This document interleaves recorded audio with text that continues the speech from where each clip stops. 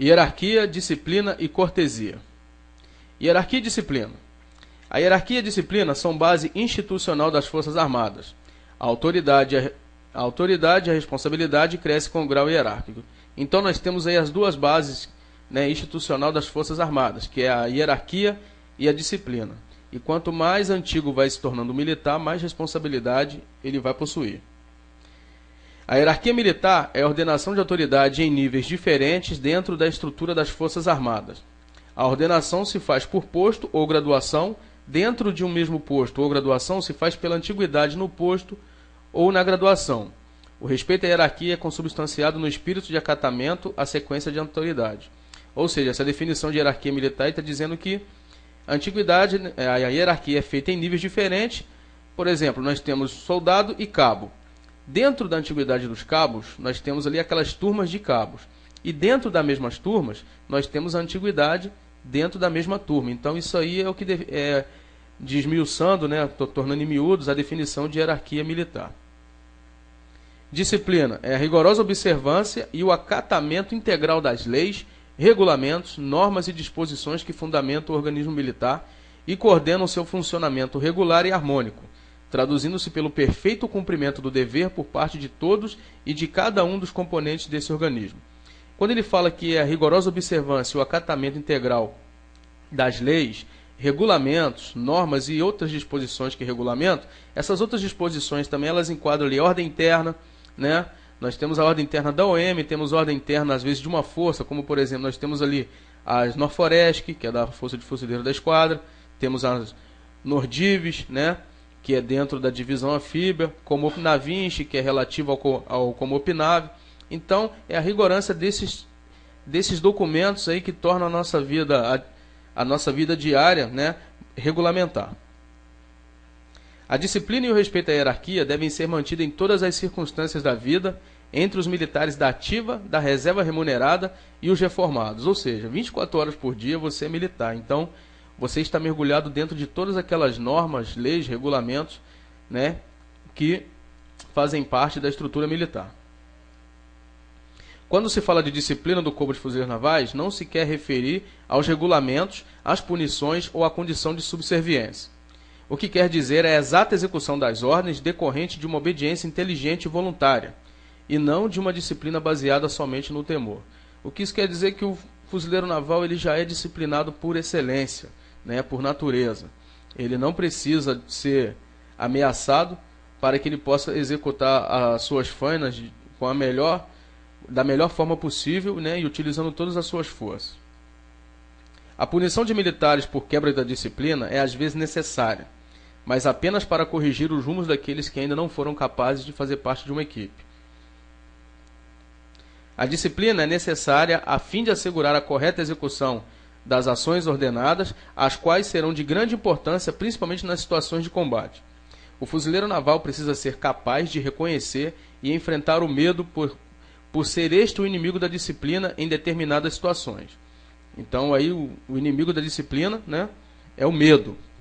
O medo não controlado transformar-se-á em pânico, e a unidade que entrar em pânico não será mais uma unidade disciplinada e sim uma turba. Não há uma pessoa sã que não sinta medo, mas com disciplina e moral elevado, todos podem enfrentar o perigo. Não existe ninguém que não tenha medo nessa terra, senhores. Mas o que está querendo dizer é que a disciplina, ela primeiramente ela tem que ser treinada, né, no nosso dia a dia, com fainas administrativas, exercícios, manobra. Por quê? Quando você tiver que utilizar isso num combate real, você vai ter uma facilidade de controlar o seu medo. Entendeu? Porque se tocar paura na hora que tiver sobre fogos, é mais fácil você ser eliminado, né, não só você quanto a sua equipe, do que você conseguir resolver e se sobressair sobre o inimigo, né, e assim conquistar o objetivo. Um fuzileiro naval aprende a ser disciplinado adquirindo um senso de obrigação para com ele próprio, com seus companheiros, com seu comandante e com o CFN. Ele aprende que é membro de uma equipe organizada, treinada e equipada com o propósito de enganjar e derrotar o inimigo. A meta final da disciplina militar é a eficiência em combate, como eu falei anteriormente. a fim de garantir que uma unidade lute corretamente, conquiste seus objetivos, cumpra a missão recebida e auxilie outras unidades na execução de suas tarefas. Um exemplo claro que nós temos hoje em dia, né, é a missão MINUSTAH, né, que é a Operações de Paz lá no Haiti.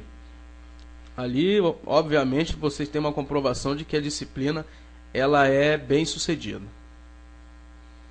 Um comandante é investido da mais alto grau de autoridade que se estende, inclusive aos assuntos que dizem respeito aos indivíduos que estejam sob suas ordens. Inclui, nesse caso, a preocupação com a alimentação, o cuidado e o modo de usar o uniforme, os hábitos de higiene, as condições de saúde e os fatores morais, todos afetando direta ou indiretamente a vida de cada um. É importante que o fuzileiro naval obedeça prontamente às ordens de seu comandante, o qual é particularmente interessado no bem-estar dos homens sob seu comando, desenvolvendo o hábito da pronta obediência a todas as ordens. O fuzileiro naval alcançará a disciplina individual e da unidade. Será demasiadamente tarde adquirir disciplina no campo de batalha. É preciso que ela seja conseguida em tempo de paz, nas atividades diárias, como eu já tinha falado também anteriormente. Um fuzileiro naval treina com seus companheiros de modo que, como uma equipe, consigam cumprir tarefas com variados graus de dificuldade e possam se orgulhar de seus atos. O fuzileiro deve se comportar como um representante de uma tropa, melhor dizendo, uma tradicional e gloriosa instituição e não como indivíduo isolado. Ou seja, na hora que você já estiver no campo de batalha, não adianta você querer mais controlar o seu medo, né, que você não vai conseguir se você não for um cara disciplinado. Cortesia militar.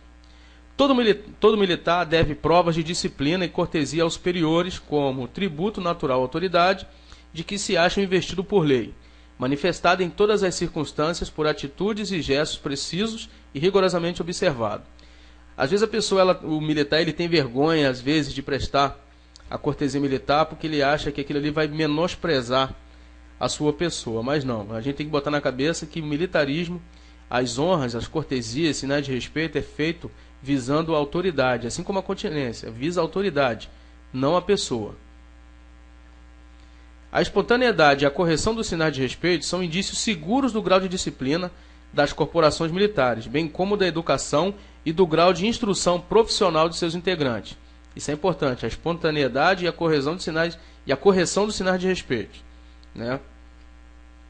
Continência. A continência é a mais importante de todas as cortesias militares. Essa saudação militar é impessoal e visa a autoridade, não a pessoa. Como eu falei, tem gente que tem vergonha, eu já vi militar ter vergonha de prestar continência. Mas ele tem que ver que aquilo ali está visando a autoridade, ela é impessoal. Né? Uma coisa que não existe, mas usando como exemplo, se você não gosta daquela pessoa, você não tem que deixar de prestar continência por ser um fator pessoal. Isso vai acarretar numa contravenção ou uma transgressão disciplinar que vai acabar te prejudicando. A continência parte sempre do mais moderno. O mais antigo tem o dever de responder à continência que lhe é feita e, dessa forma, dá aos companheiros de farda uma prova da consideração e de respeito mútuo que deve existir entre os membros da família militar.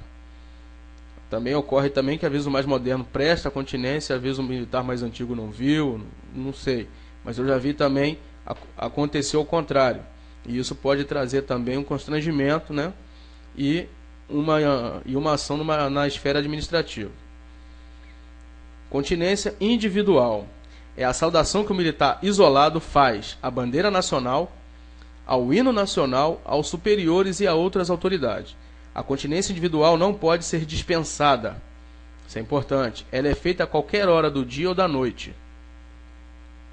Os elementos essenciais da continência individual são a atitude, o gesto e a duração. Isso é importante, de acordo com a situação dos executantes. Apresentações, tratamento entre militares. O fuzileiro que se apresenta ou for apresentado a um superior assume a posição de sentido e anuncia seu posto ou graduação, nome e função. Isso aí já foi questão de prova, hein? A praça para falar ou apresentar-se a um oficial aproxima-se deste a uma distância aproximadamente de 2 passos, não 3, como eu já vi pessoas falando, de 2 passos, assume a posição de sentido, faz a continência, desfazendo-a após a apresentação pessoal, independente de ordem, permanecendo, entretanto, na posição de sentido. O aperto de mão é uma forma de cumprimento que o superior pode conceder aos subordinados. O fuzileiro naval nunca estende a mão ao superior na ocasião de cumprimentá-lo, mas se este o fizer, não poderá recusar-se a apertá-lo. Então, o aperto de mão ela é um cumprimento que pode ser concedido apenas do mais antigo para o mais moderno, e não ao contrário. Em recinto coberto, a praça armada de fuzil não faz ombro-arma para falar ou apresentar-se ao superior, assumindo apenas a posição de sentido. Para retirar-se da presença do superior, o fuzileiro naval faz-lhe a continência e pede licença para se retirar. Quando concedida a licença, o militar faz meia volta regulamentar e inicia seu deslocamento com o pé esquerdo. O fuzileiro naval chamado por um superior apressa-se para atendê-lo. Se no quartel ou no navio ou em campanha, acelera o passo. E na distância apropriada, naquela distância que nós vimos ali de 2 passos, se o terreno assim dispuser, faz o alto seguido da continência. Procedimentos do fuzileiro naval em diversas situações. Vamos ver a primeira. Quando o fuzileiro naval que está fumando ou conduzindo um pequeno embrulho com a mão direita encontra o superior, passa para a mão esquerda o cigarro ou o embrulho e faz-lhe a continência regulamentar. Se o fuzileiro naval encontrar um superior numa escada, cede-lhe o melhor lugar e saúda-o fazendo alto com a frente voltada para ele. Ou seja, qual é o melhor lugar? Se você está subindo uma escada, do lado tem um corrimão e ali tem um buraco. Você vai dar o melhor lugar para ele, o lugar da parede, que é o lugar mais protegido. É assim que fala a norma.